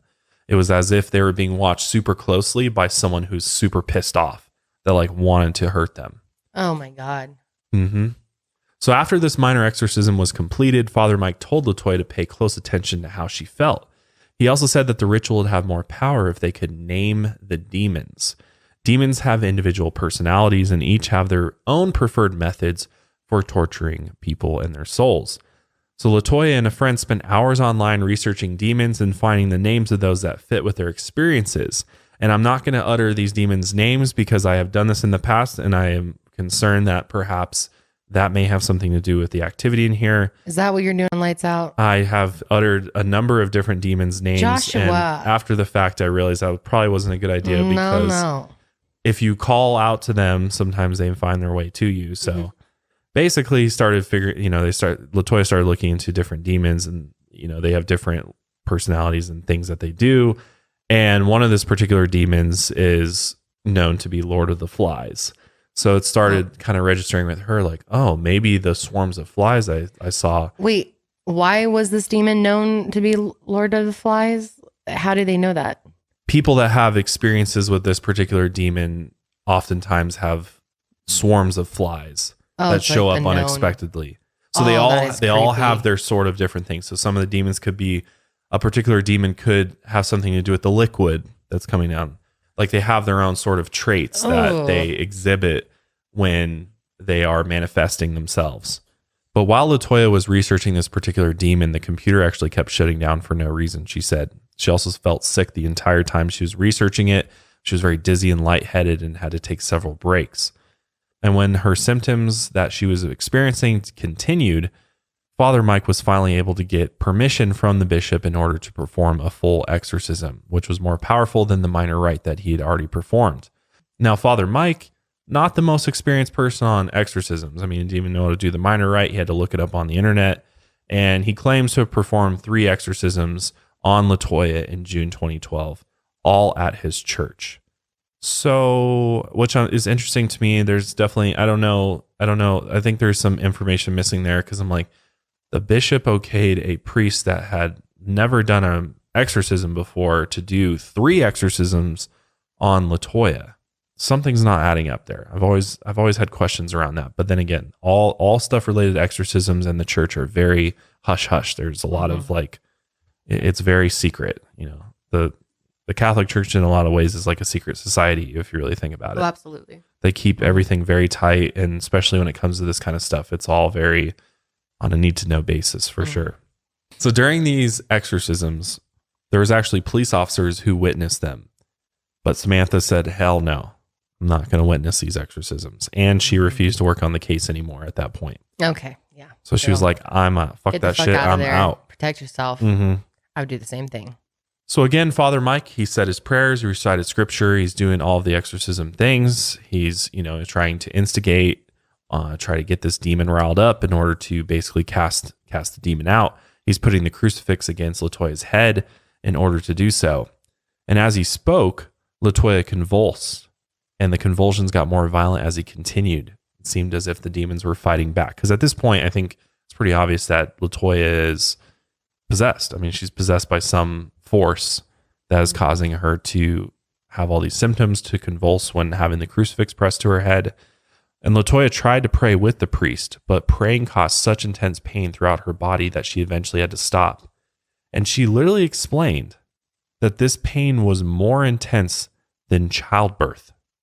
Holy shit. Having a demon cast out of you was more painful than childbirth, which I don't think there's anything more painful than natural childbirth. It was something deep inside of her being ripped out. Oh no. And that it was so like, scary. as it's like coming out, it's like clinging to the insides of your body. Oh, that makes So me imagine, so like, scared. A nasty little being inside your body. I can't imagine it. Scraping the It's like inner a walls. horror movie. Yeah. This poor woman. Yeah, literally. And it got so bad that after a while, she eventually passed out. And later she said the presence inside her forced her to fall asleep in order to help make the ritual less effective. The priest took a break of several days or weeks in between each of the 3 exorcisms because it was that taxing and exhausting for LaToya and painful, and she obviously needed time to rest up and heal in between them. During this time, LaToya and Rosa found a place to live in Indianapolis, and Father Mike came and blessed their new home. And before the last exorcism, LaToya was suffering with terrifying nightmares. She called Father Mike, who was out of town on a retreat, and luckily he had a backup plan to help her. His assistant had written the name of a demon on a piece of paper, put it in an envelope, and put a ring of blessed salt around it. And if LaToya had these nightmares, the assistant was instructed to perform a ritual where she burned the envelope and the note inside, saved the ashes, and put them in a bonfire at the church. And once this ritual was completed, apparently LaToya's nightmare stopped and never came back. Toward the end of June, Father Mike performed the final exorcism in Latin, which made it even more powerful than the first 2, which were done in English. And this time, the priest asked his brother to witness the ritual and stand by in case help was needed. And this final one, there was no police officers there at all. This final exorcism was very intense, but instead of getting progressively worse throughout the duration of it, LaToya's symptoms actually got better. And by the very end, she stopped convulsing as the priest said the final prayer. But as soon as that was done, she passed out, and he said words of thanksgiving and ended the ritual. Thanksgiving? Yeah, like thanking things. Like thanking. Yeah, right. Not okay. like he pulled a turkey out and they started carving. No. Yep. No. Yes. Okay, sorry. But after this final exorcism, LaToya stopped experiencing all of her paranormal symptoms, and she never needed another exorcism after this. Really? It was as if the demons had left her. Wow. She got her kids back that November, amazing. And they moved into their new home in Indianapolis. They had been separated from their mother for 6 months. Oh, that's horrible. And so obviously the kids were just ecstatic to see their mom again, and she said it was the happiest she'd ever been. Jesus, the amount of trauma this family went through during this time. Mm-hmm. God. And luckily, when they moved into their new home, they never experienced anything supernatural whatsoever. Oh, thank God. And they had another caseworker, actually, a new one, who last saw the family on January 10, 2013. And she wrote, quote, "No demonic presences or spirits in the home." And this was actually put in her report. And eventually the case was actually closed in February 2013. But there are literally over 800 pages of official records about this haunting, including reports from child services, the police, as well as interviews with police officers, caseworkers, psychologists, Father Mike, and the family. When LaToya released these records to the Indianapolis Star in 2014, she gave the medical reports as well as all the reports from psychologists, but her only condition was that the children's names would remain anonymous, which I think was a very smart move on her part so that her kids aren't forever tied to this whole incident and this house. Mm-hmm. But a lot of what's written in these records is not flattering for her. Her competency as a mother and her mental state were questioned multiple times. Officials suggested she might be neglecting or abusing her kids, but she still released them. She still released these reports that had this information in it. And she's explained that she knows what her family experience was real, and she believes it was God who got them out of it. And a lot of people have accused LaToya of making all this up, obviously, and she's been outspoken about what she's experienced, and she wants people to know the truth. But if you're going to accuse her of making this up, you've got to accuse everyone that was part of this investigation. Father Mike, Samantha, the chief, hospital, multiple people, multiple caseworkers. Yeah, it's like doctor. Yeah. So you'd have to say, you know, if you think maybe there are parts that are not necessarily authentic, but I agree with you. I think if you're going to say total bullshit, then you got to say that all these people are all in on it and they're all just making shit up. No, there is for what? Yeah. It's not like she got $1 million for faking this or like sold it. I'm not skeptical at all about this one. I think the skepticism also comes as a result of Zach Bagans getting involved. Okay. Which, Zach, I'm actually a fan. I like the guy. Do I believe everything that he does on his show is real? No. But so he hosts I think Ghost he's a great Adventures, entertainer. which is on Travel Channel. He owns the Haunted Museum in Vegas. Oh, right. He's got a ton of haunted objects. He's known to go and buy haunted houses, haunted objects. Okay. And that's exactly what he did. He wanted to come and make it. He heard about the story. Obviously, he was like blown away. And let me actually just play a clip of him talking about this a little bit, because it's actually kind of interesting to hear his perspective. I was intrigued by how many credible sources there were to experience things. And these were with people that didn't have anything to gain by coming out and saying this. These were police officers, captains, chiefs of police from 3 different jurisdictions, Child Protective Services, everyone. But Captain Charles Austin with the Gary Police Department looked at me in my eyes and he said, the forces inside this house affect men electronically and women physically.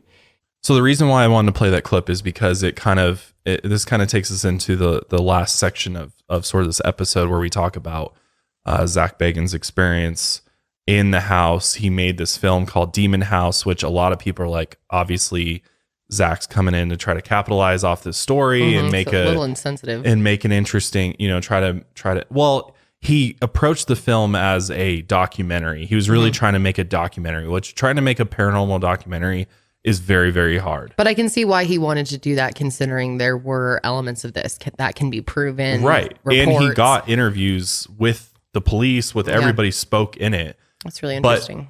But where I think he kind of went wrong a little bit, because again, this film has 33% on Rotten Tomatoes or something like really? that. Yeah, it got told, like, I would say most people watched it and were like, this just kind of like ruined the whole thing and kind of really didn't help the family. Like it was just salacious. A bit, yeah, because it also became about Zach. And here's why.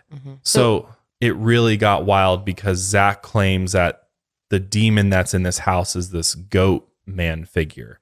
Which Zach claims to have been visited by in a nightmare that he had. Where he was apparently hanging out with spirits, and in the dream he saw a 12-foot tall goat man in an open doorway. In this dream, this goat man forced Zach to inhale black smoke that came from its mouth. And when he woke up, he said his lungs were in pain and he could barely breathe. And he claims that this all happened before he even heard about LaToya's story. But within days of having this dream, it was everywhere. The story of LaToya was everywhere. And that's how he heard about it. And that's when he started making phone calls and he ended up buying the house. Really? Zach went and bought LaToya's house. Oh, well, I guess there is a buyer out there for every house. Yep. Zach bought it for $35,000. Oh, hell that's of a it. Steal. That is a hell That of a is deal. a deal. Yeah. Honestly, I don't know if I could pass that up. I'd be interested in that too. But you would never let me do that. No. So No. Never. So he bought it from the current owner. So after LaToya left the house, and this was really when the story broke, was when she had already moved to Indianapolis. The owner, Charles Reed, sold it to Zach. And because Charles was like, I can't do anything with it. It's haunted as fuck. And now it's got like, people, random homeless people coming in and squatting in it and stuff like that. So Zach bought it for cheap, and he got his crew together, and he went out to Gary, Indiana, and started filming. And he started working on this film, Demon House, to try to do a paranormal investigation on it. What's interesting is that shortly after buying the house, he got a call from a psychic medium named Chris Fleck. And Chris Fleck had a very stern warning to Zach.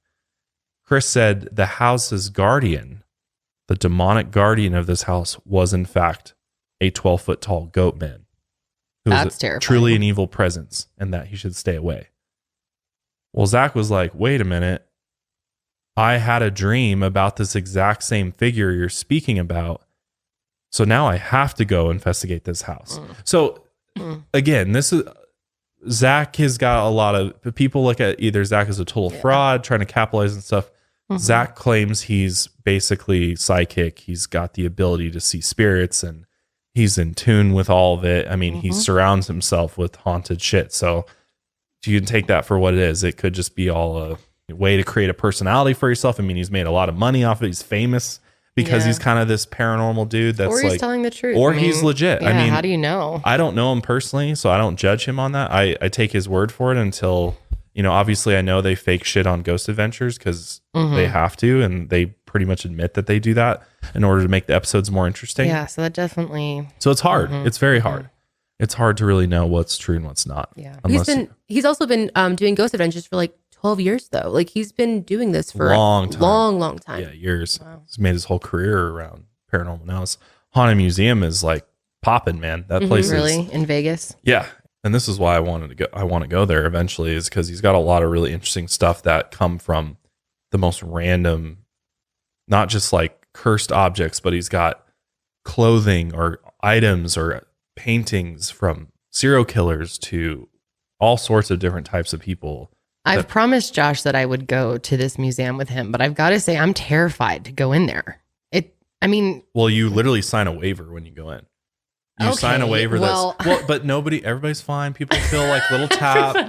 Nobody's actually, he's had one person pass out in there. Haunted objects really freak me out. I think it was Post Malone or something. Oh, right. Yeah, I remember that. Post Malone had a really weird experience. Yeah, he did. He opened the box. The Dybbuk box. The Dybbuk box. Yeah. I do remember that. Which is his most haunted object. And that's in the, I don't want to go near that. It's in the basement that. though. It's even worse in the basement. That's so scary. It's like, what if something attaches to us when we leave the museum? Well, you're not allowed to touch it. I'm just terrified of that. He let Post Malone do it because he's Post Malone. The only time I've ever been around haunted objects was at the Stanley Hotel. We did a tour, and they had they had a couple things, but the thing that freaked me out the most was this haunted mirror that they say if you look in it, you can see a face. He's got a haunted mirror too. Just being near this mirror gave me the worst feeling I've ever had in my life.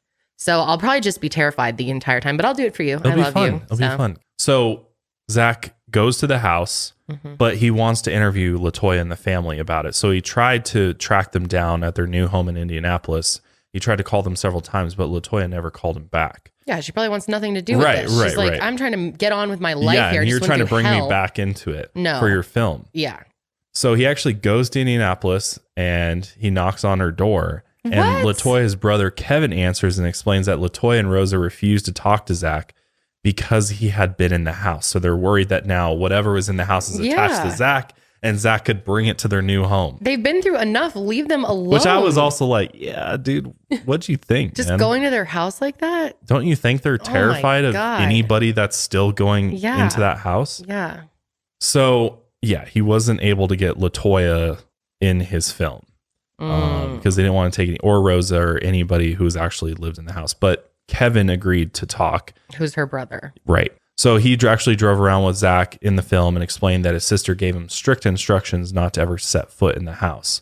And he actually talked about how the haunting affected his nephews and niece, and he witnessed possession firsthand when they stayed with him for a few days. In fact, he'd heard the sound of one of his nephews getting thrown across a room and crashing into a wall. And another day, the kid started to chant in his living room. And it started with his youngest nephew and moved on from kid to kid. He also witnessed his nephews fighting with their grandmother, attacking each other in the back seat, saying crazy things that young kids shouldn't say to their grandmother. So he kind of gave him some of the information about what LaToya's family had experienced for his film. But what's crazy is that after Kevin met with Zach, they wouldn't let him back in the house. LaToya wouldn't let him back in.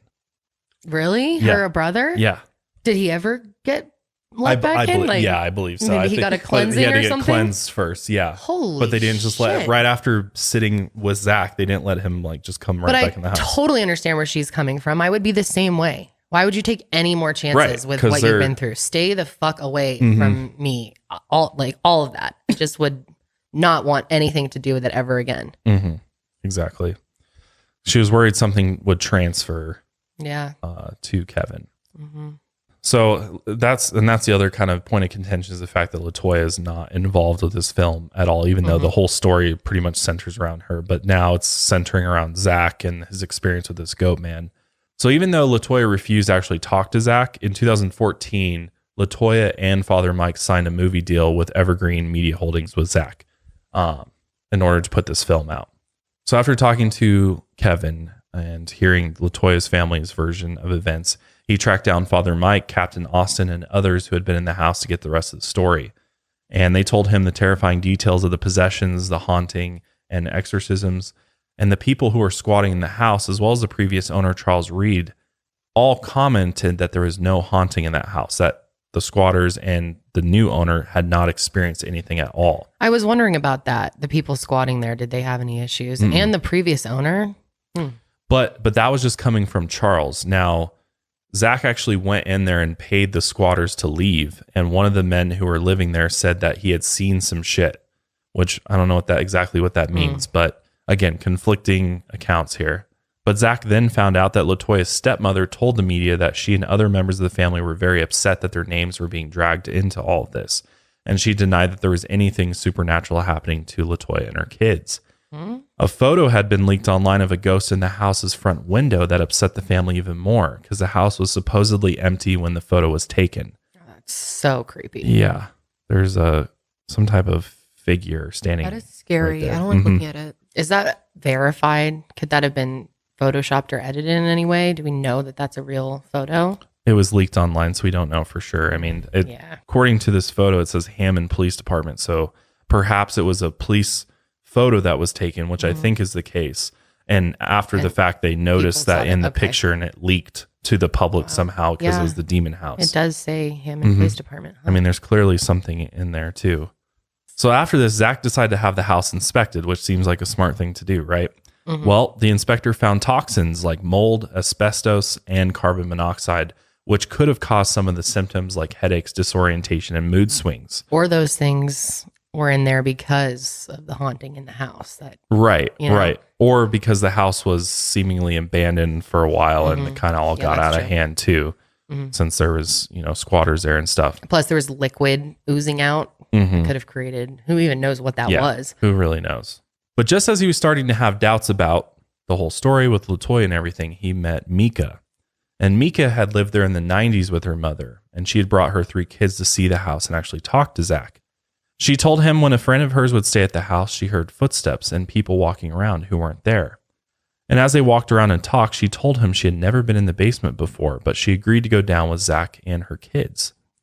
When they got to the bottom of the steps, she immediately accused one of the kids of kicking her. And when reviewing the video later, Zach saw her leg buckle, but no one had actually kicked her, going down to the basement. Fuck. She then explained that her brother used to live in the basement and that the back room was his bedroom. And around that time, she was having dreams that someone she knew would die, but no one in her family would listen. But soon after this, her brother was actually shot and killed. So obviously, kind of going back over this really upset her, and she definitely wanted to get out of the basement. Mika's son told Zach he was really scared to be inside the house and asked if the ghost would follow them home. And that's when Mika's microphone picked up a voice that said, "Run, LaToya." What? Yeah. Oh, no. So rather than just bulldozing the house at this point, Zach and his crew decided to set up an altar in the living room and in the basement. Oh, fun. Okay. And then this is, for me, this was like where a lot of stuff is like, he's like, sometimes he'll do this thing where he randomly will like shove a crew member. Like he says he gets these angry like feelings, impulses over him, and he starts like lashing out and doing like crazy shit. And like, what? So he said this kind of stuff started happening and started freaking everybody else out on the crew. So he shoved a member in his crew and then told them to get the fuck out. And this was captured on surveillance camera. Yeah. And apparently afterwards, Zach had no memory of what had happened. So similar to what LaToya or her kids had actually gone through, but this was Zach now, which I don't know. When you watch it, you'd be like, I don't know there. That seemed a little dramatic there. That's the problem with some of these ghost hunting documentaries or shows is if they can't find anything interesting that's happening to use, they start making things up. And that happens so often. And that's what makes me question some of this. And I don't blame you. I mean, we're just programmed this way to be skeptical of things that we can't prove, right? We don't have tangible ways to prove. And with TV and movies and films, whether you call it a documentary or not, I mean, tons of documentaries kind of like add some stuff in there to try to make it a little bit more interesting to watch. So who really knows? But apparently a neighbor called the cops about this whole incident because they thought someone was like trying to break into the house. Eventually the cops came there and they were, talking to them and all that. And it was this whole ordeal. And some of the police officers that came didn't even want to go anywhere near the house because they were worried about what might follow them home. But then the next day, Zach talked to Valerie Washington, the first caseworker for the family. So there was a lot of different things that happened during the filming of Demon House. I mean, there's claims that people that came in left either feeling completely off or developing medical conditions. People were affected mentally. I mean, it was just the whole filming of it was basically a terrible experience. So much so that Zach believes that the film itself is cursed. Of course, Demon House is cursed film. I'm Zach Bagans. I'm one of the world's leading researchers on ghosts and demonology. And this film is cursed. So the film was actually released on March 16, 2018. After listening to this, if you've never watched it before, I mean, it's worth a watch to kind of like put some of the visuals to some of the things we talked about. And also just so you can kind of make up for in your own mind what you think about Zach and about LaToya's story and the house as a whole. But after filming, Zach decided to have the house demolished. And the reason for this, he said, was because he didn't want anyone else to get hurt as a result of this house being there. After tearing it down, they took most of the debris and buried it in a landfill. But, of course, Zach had to keep something from the house, and what he kept was the basement stairs and some of the dirt, and then put it all in a storage unit. After the house was demolished, the police actually got multiple complaints of people performing satanic rituals in the empty lot. I guess when the house was up too, there was like people that would go out and do like seances in the yard and stuff because they're like, Demon House, let's try to see if it's real. And it's already an open portal. Exactly. They're like, let's go over there and see if we can make contact with anything. A lot of people though in this town believe that this house was indeed built over a portal to hell or that a portal was opened inside of the home. And they hope that whatever was in the home or this portal was closed when the building was actually torn down. And I believe to this day, there's no like activity still going on after the house is demolished. People still go to the side of it and film it and everything, of course. But that was pretty much kind of the end of the Demon House and this seemingly portal of hell that was opened by somebody who had lived in the house at one point. Who had done a ritual, it seemed like, under the stairs. But yeah, I mean, it's one of those where there's definitely a lot of evidence as far as witnesses go and their experiences. But then again, we don't have the concrete proof that I think a lot of people would want in order to really affirm that this was all real and that this happened. I totally get that. So yeah, what do you guys think? Like, do you believe LaToya's story? Do you think she really went through? I do, because what would be the point of making all of this up and losing your children for 6 months, traumatizing them, and the fact that all these other credible witnesses saw this stuff just makes and me experience stuff themselves as a result of just going into the house. Right. So it's hard. It's very hard because according to the reports and the evaluations done, they all point to LaToya having pretty severe mental illnesses that may have resulted in a lot of the behavior and perhaps her children being raised under this would have been affected by it. But then again, I go back to Rosa, her mother, who was with her the entire time. And people saw the kid walking up the wall. Right. You can't just fake that and train the kid to do some weird stunt and get them that. Then you got to believe the kids are in on it too.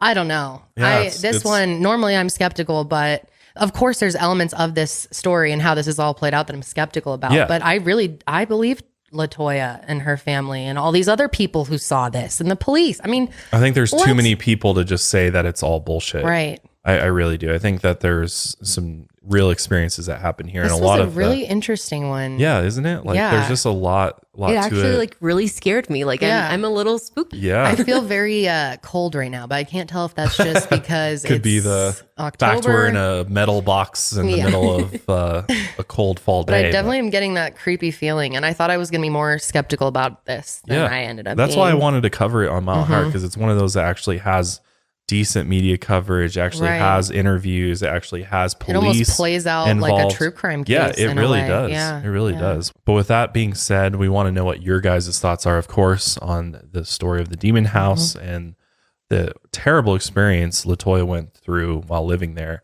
We want to know if you think this is authentic, or if you think that perhaps this was fake somehow. If you think this was all faked or hoaxed, I'd love to know how you think this happened and how, were they all in cahoots together? I want to hear your opinions on this. I don't think there was that much money that was made as a result of Demon House and all that. So it's hard to believe that. See the moment or the motive. Sorry. Right. My brain is absolutely mush after this week. But anyway, I hope you guys enjoyed that episode. I certainly did find that very interesting. Well, we'll go ahead and wrap up today's episode there. If you enjoyed this episode of the Mile High Podcast, definitely let us know. Make sure you subscribe.